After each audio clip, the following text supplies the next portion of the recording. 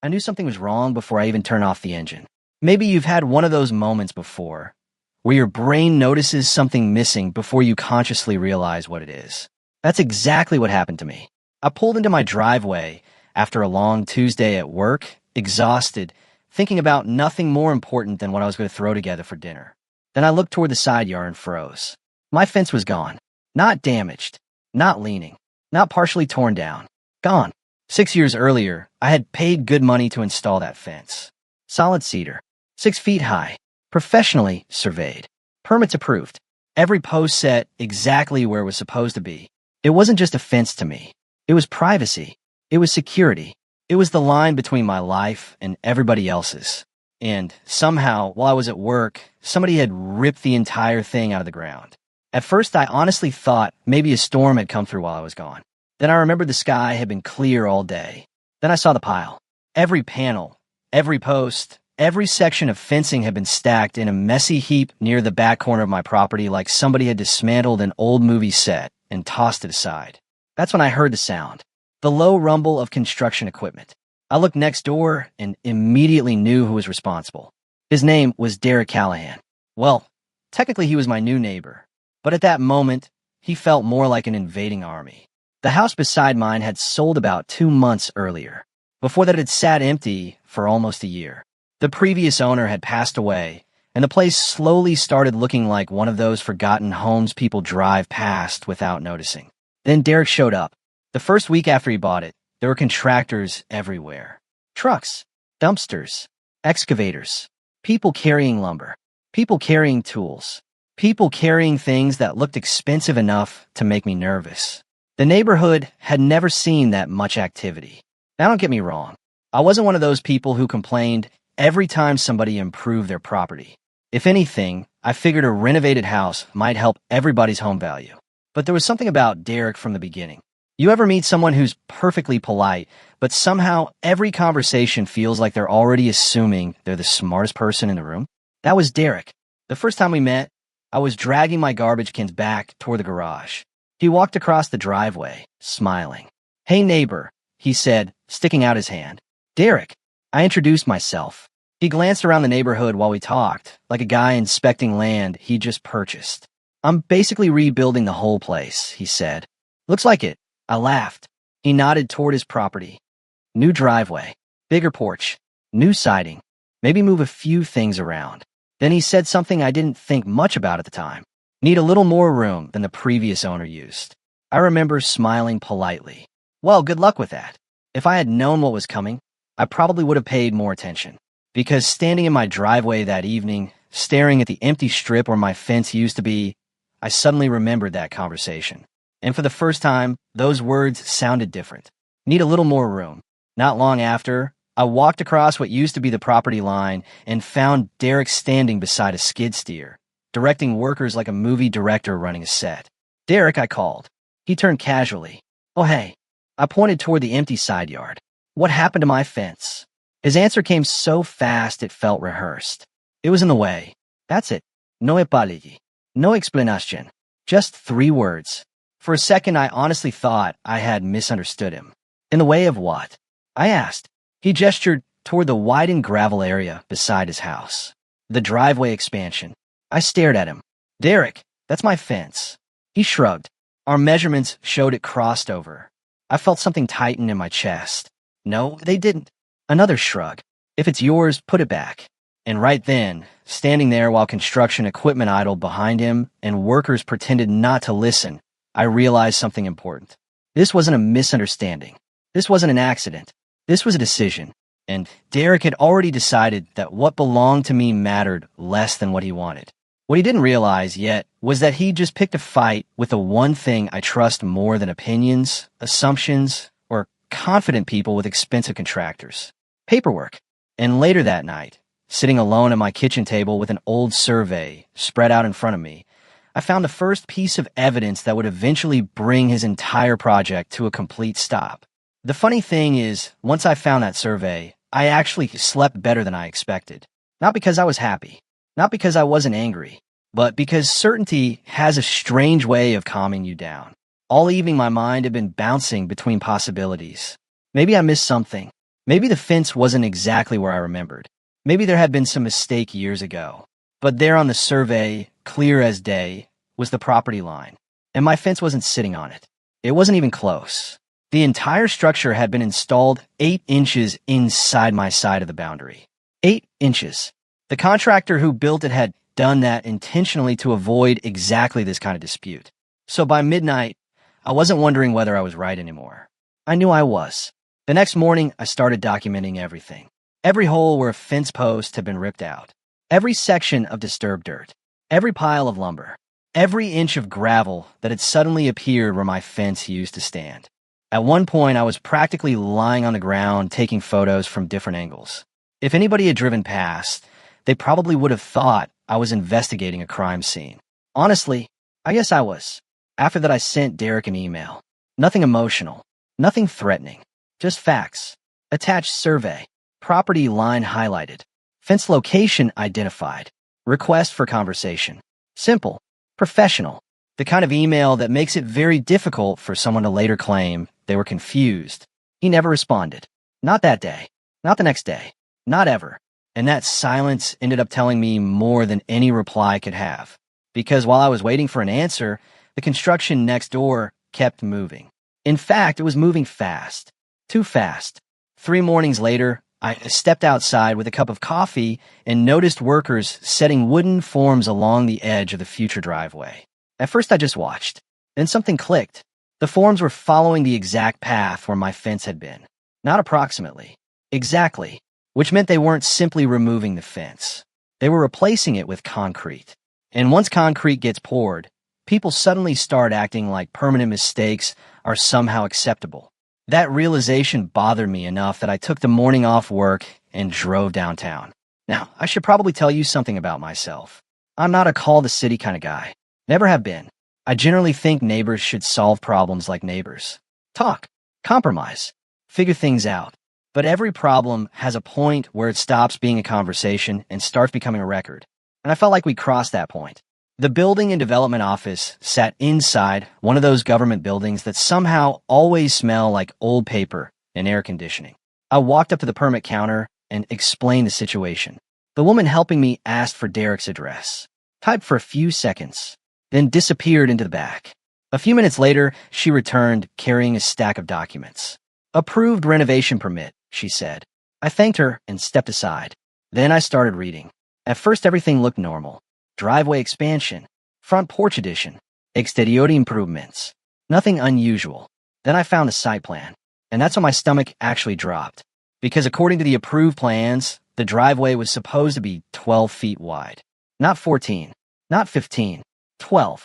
There's also a clearly marked setback from the property line. No encroachment allowed. No exceptions listed. I read it twice, then a third time, just to make sure I wasn't imagining it. I wasn't. When I got home, the workers were still outside. The forms were nearly finished. I grabbed a tape measure from my garage, walked to the edge of the site, and started checking. 12 feet would have fit comfortably within Derek's property. 14 feet did not. The numbers weren't even close. By the time I finished measuring, I realized something important. Derek hadn't just destroyed my fence. He destroyed it because his project literally couldn't fit without taking part of my land. The fence wasn't a problem. The fence was evidence, and evidence had to disappear. I stood there holding that tape measure and felt the entire story finally come into focus. Suddenly, his confidence made sense. His refusal to answer emails made sense. The missing fence made sense. Everything made sense. What didn't make sense was why he thought nobody would notice. That afternoon, I called the city and requested an inspection. Not a complaint, not a lawsuit, just an inspection. A simple request for someone official to compare reality with the approved plans. The inspector arrived the following day. His name was Walter, mid-50s, gray hair, calm voice, the kind of guy who looked like he'd spent 20 years dealing with people who thought rules only applied to other people. I explained everything, showed him the survey, showed him the photographs, showed him the permit documents. Walter listened quietly. Then he started measuring. For nearly 30 minutes, he barely spoke. He located survey pins, verified boundary markers, double-checked dimensions, measured again. I watched him the entire time, not because I understood every step, but because I was trying to read his face. And eventually I saw it. A tiny change, a slight narrowing of his eyes. The kind of expression people make when reality confirms exactly what they suspected.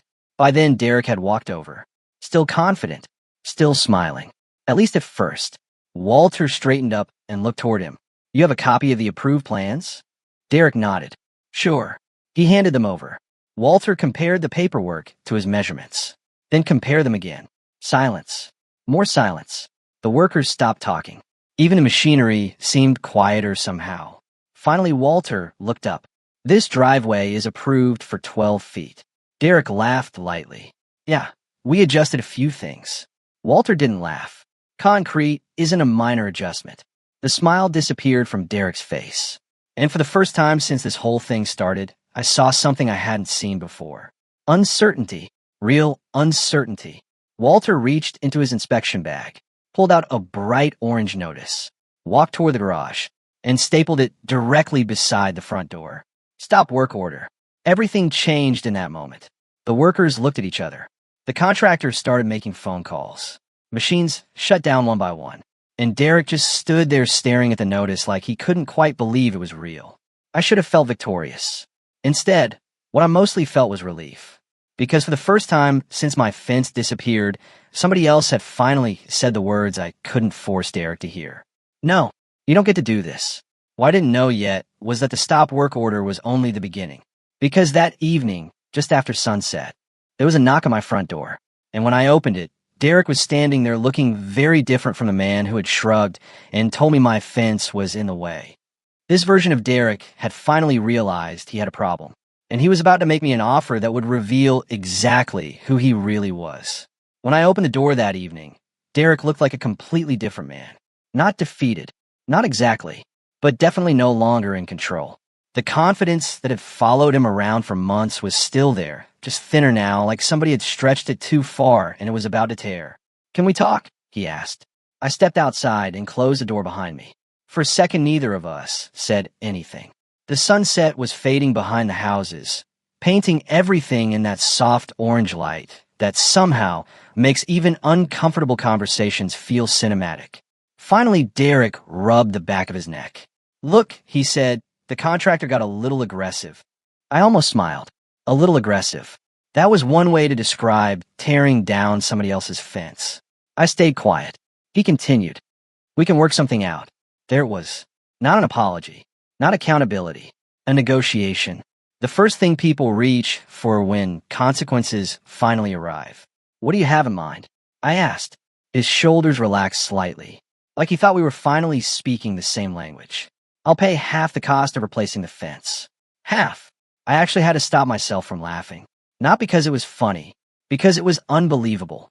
This man had removed my fence without permission, pushed his project onto my property, ignored my email, ignored the survey, ignored the permits, ignored the property line, and somehow still thought splitting the bill sounded generous. No, I said. His expression hardened immediately. No. The word hung there between us. For the first time since we'd met, he didn't have a response ready. So I gave him one. I want the fence rebuilt exactly where it was. He stared. Same height, same layout, same setback. Dylan, and I want the driveway built according to the approved plans. His jaw tightened. That's going to cost me. I nodded. Removing my fence cost me. Silence. A long one. The kind where both people know the conversation is really over, but neither wants to admit it.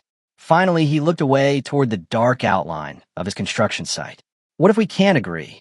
I kept my voice calm. Then I'll file the formal property damage claim. His eyes came back to mine.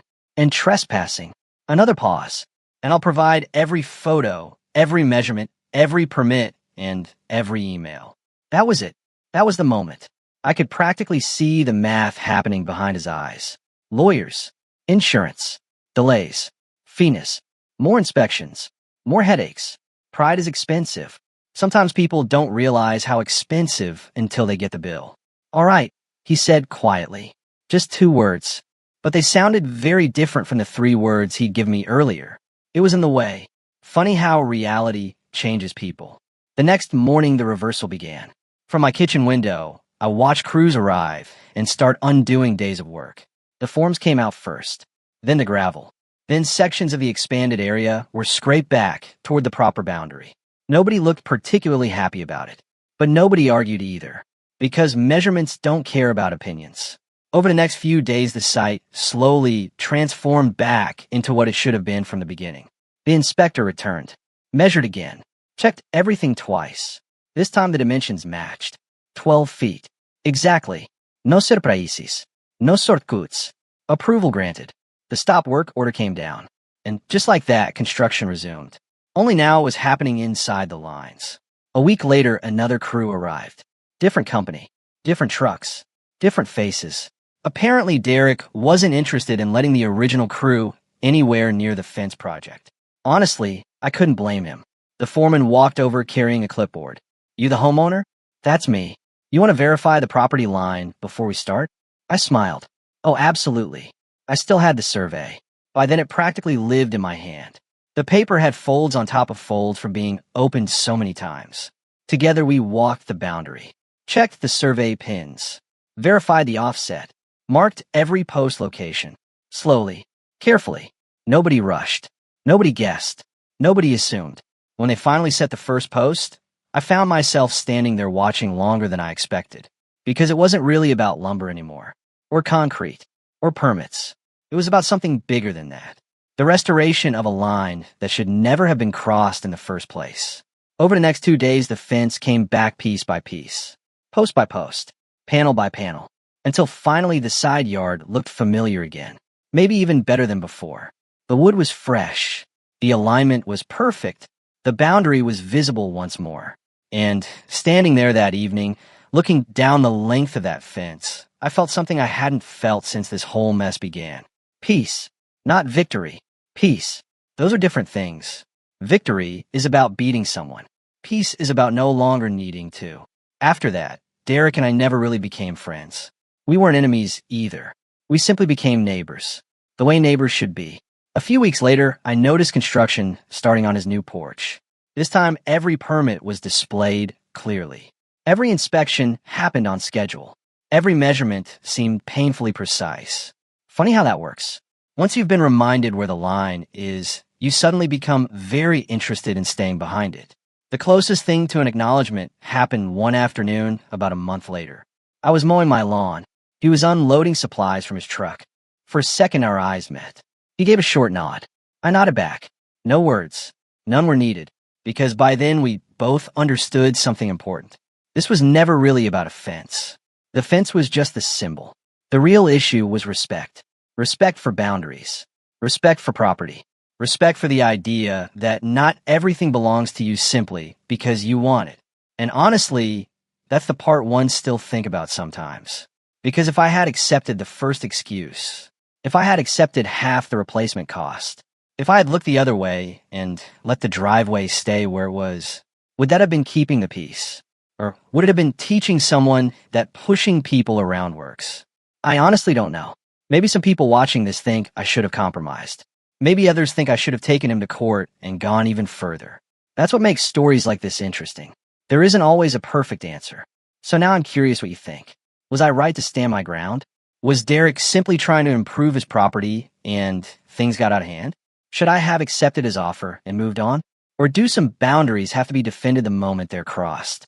Let me know in the comments. Because when it comes to neighbors, property lines, and doing what's right, everybody seems to have a different opinion. And honestly, I want to hear yours.